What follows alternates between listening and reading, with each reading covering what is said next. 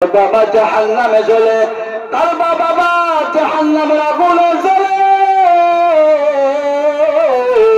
কার বাবা জান্নাতে আছে, কার বাবা জান্নাতে আছে। যুবক, আজ আমাদের মা বাবা দুনিয়ায় বেঁচে আছে, কিন্তু মা বাবার কদর নাই। কতক্ষণ ঠিক কিনা?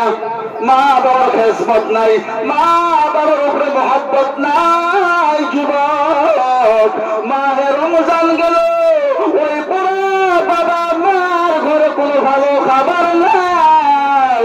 মাহে রমজান গেল, আজকে একটা ঈদের দিন, বাবার গায়ে একটা ভালো পোশাক নাই, মার গায়ে একটা ভালো জামা নাই। কতক্ষণ ঠিক কিনা? এমন যুবক আছে না?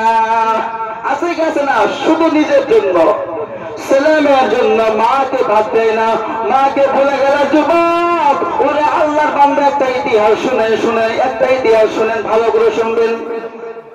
এক জামানার মাঝে একজন বান্দার তিনজন ছেলে ছিলেন। তিনজন ছেলে, এক নম্বর ছেলেটাকে বাবা পুরা মানুষ, গরিব মানুষ, কৃষকের কাজ করে, বাবা কাজ করে করে ছেলেটাকে বড় ডাক্তার বানাইলো, বড় ডাক্তার বানাইলো। দ্বিতীয় নম্বর ছেলেটাকে মাস্টার বানাইলো। বাবা খেতের কাজ করে গরিব মানুষ, কিন্তু সন্তানকে ডাক্তার বানাইলো, আরেকটাকে মাস্টার বানাইলো। তৃতীয় নম্বর ছেলেটা গরিব অসহায়, কৃষকের কাজ করে, মানে গরিব মানুষ। ওই দুই ভাইয়ের সঙ্গে মিলে না, ওই গরিব ভাইকে দাম দেয় না, বাবা মাকে দাম দেয় না।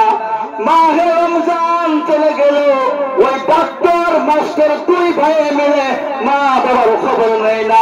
এইদিকে বুড়া মা বাবা বসে বসে কান্নার মালিককে বলে, হে মালিক, ও আল্লাহ, আমার সন্তানের জন্য আমি বাবা মা কত দোয়া করলাম, আল্লাহ আমার সন্তানকে পরীক্ষায় পাস করাও, আমার সন্তানকে ভালো মানুষ বানাও, আমি কত দোয়া করলাম।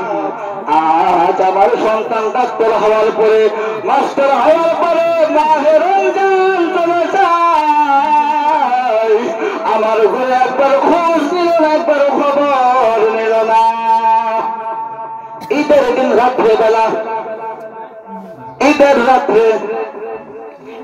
রাত্রে দুই ভাই ডাক্তার মাস্টার, দুই ভাই খাবার কিনে, ভালো ভালো পোশাক কিনে নিজের বিবির জন্য, ছেলের জন্য, কিন্তু বুড়া মা বাবার ঘরে খবর নিল না। যুবক, ছোট ভাইটা বাবাকে বলে, মাকে বলে, বাবা, ও আমার মা, চিন্তা করিও না, আমি অন্যর ঘরে কাজ করেছি, কিছু হালকা টাকা পাবো, ওই টাকা দিয়ে আমি ঈদের বাজার করে তোমাদেরকে সুন্দর দামি পোশাক, ভালো ভালো খাবার আনবো।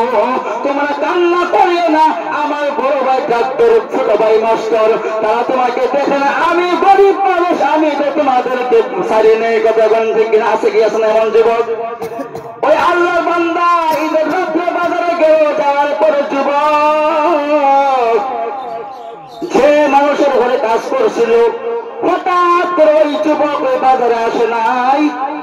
রাত্রে 11টা বেজে গেল, যা বাজার করে গভীর রাত হয়ে গেল, বাজারের এক কোনায় বসে যুবক কান্দে, আর মালিককে বলে, হে মালিক, ও আমার আল্লাহ, আমাকে এত গরিব মানুষ বানাইছো, এই ঈদের সামনে মা বাবার জন্য একটা ভালো জামা কেনার জন্য আমার কাছে কোনো টাকা নাই।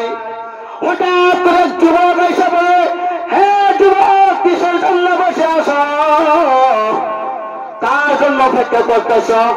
অমুক গ্রামে, অমুক এলাকা, অমুক বান্দার ঘরে আমি কাজ করেছি, আমাকে কিছু হালকা টাকা দিবে, ওই টাকা দিয়ে আমি মা বাবার জন্য নতুন জামা কিনে নিয়ে যাবো, আমি বাবার জন্য, মার জন্য আমি ভালো খাবার কিনে নিয়ে যাবো।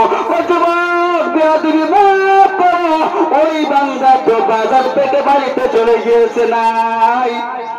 এবার যুবক গরিব মানুষ কান্না করে 2 চোখের পানি ছেড়ে গভীর রাত্রে বাড়িতে পৌঁছে গেছে। যুবক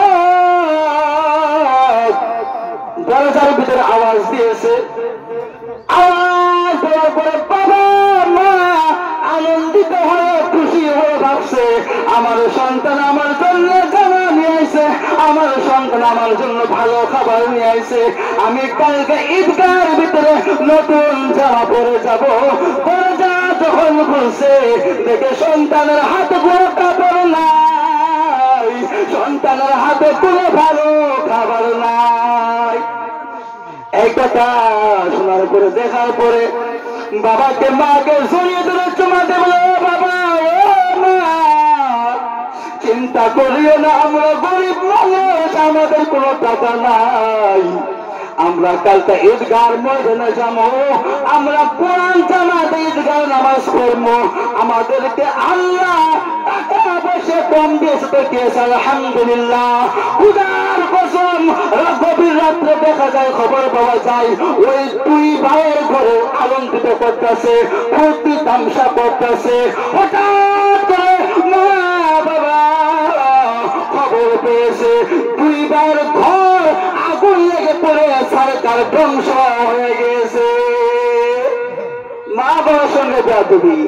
তোমার বাবা তোমার মা কত কষ্ট করে কতর কাজ করে ডক্টর মাস্টার বানাইলো, বড় মুফতি মুহাদ্দিস বানাইলো, ওই বাবাকে দিয়ে ঈদের বাজার করে নতুন জামা কিনা। খোদার কসম, আল্লাহর গজব চলে আসলে পৃথিবীর কোন মানুষ ওই গজবকে ধরে রাখতে পারবে না।